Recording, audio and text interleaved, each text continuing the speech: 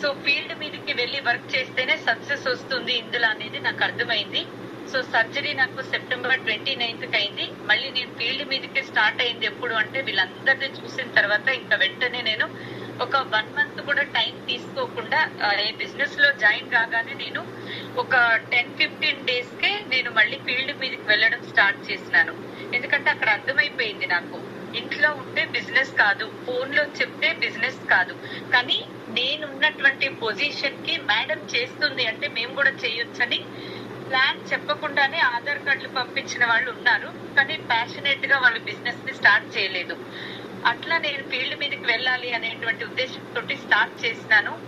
SP Baril sir చెప్తూ ఉంటారు కదా, డాగిని మీరు కుక్క అనద్దు డాగి అనాలి అని చెప్తుంటారు.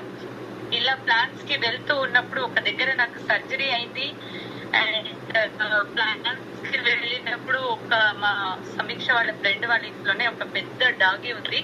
సో ఆ డాగి ఉన్నప్పుడు నేను అది కట్టేసే ఉంటది కదా కుక్కలు అనేసి నేనేం చేసినానంటే ధైర్యంగా వెళ్ళడానికి ట్రై చేసినాను. లోపలికి కూడా అసలు ఇంకా నేను వెళ్ళలేదు.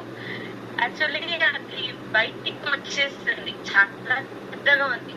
నాకు అసలు విపరీతమైన డాగ్ కన్నా వెళ్ళినా కూడా నేను ఫస్ట్ అడుగుతాను, డాగి ఉందా మేడం అని. అడిగిన తర్వాతే ఒకవేళ ఉంది అంటే దాన్ని కట్టేసిన తర్వాతే నేను వెళ్తాను. సో అది వచ్చేసింది. నాకు సర్జరీ అయింది ఒక దగ్గర నుండి. అండ్ ఇంకోటి ఏంటి అంటే నాకు నేను ప్రొటెక్ట్ చేసుకోవాలని నేను పరిగెత్తినాను. అది వస్తూ ఉంది, నేను పరిగెత్తినాను, నేను పడిపోయాను లెఫ్ట్ సైడ్ కి. సో పడిపోవడం తోటి బానే తాకింది. లక్ ఏంటి అంటే ఆ రోజు నా డే బాగుంది కాబట్టి అది నన్ను కరవలేదు, అది అక్కడికి ఆగిపోయింది. ఇంకా నాకు ఛాన్స్ లేదు కదా, ఇక ఇవ్వట్లేదు. అండ్ చెయ్యి మొత్తం గ్రీన్ అయిపోయింది. ఇంట్లో చెప్పాలా తెలీదు, చెప్పకూడదా తెలీదు.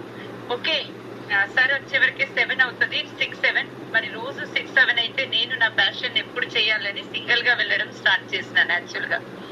సో చెప్పాల్సి వచ్చింది. తర్వాత చెప్పినప్పుడు పిల్లలు సార్ కూడా అన్నారు, నీకు అవసరమా అసలు ఇంత ఎందుకు చేస్తున్నావు అనేసి. అక్కడ పెద్ద పాప, ఇక్కడ చిన్న పాప వస్తారు, అందరు కూడా ఇంకా స్టార్ట్ చేశారు. ఒక 1 week లో వెస్కేర్ అవన్నీ రాయడం తోటి మళ్ళీ నేను మంచిగా అయిపోయింది. బై గాడ్స్ గ్రేస్ ఏమైతే కాలేదు.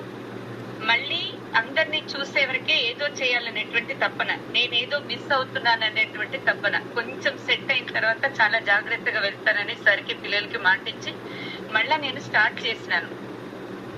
అలా అలా చేస్తూ ఉండేదాన్ని. ఎక్కడో తప్పు జరుగుతుంది, ఏం జరుగుతుందో తెలీదు. ఐడీస్ అవుతున్నాయి కానీ పీడీస్ పెరగట్లేదు. నా స్పీడు, నాది ప్యాషన్ చూసి సార్ వాళ్ళేమో మీరు బ్రాంచ్ కంప్లీట్ చేయాలి, ఎలా చేయాలో అర్థం కాలేదు. తర్వాత అర్థమైంది ఏంటి అంటే నేను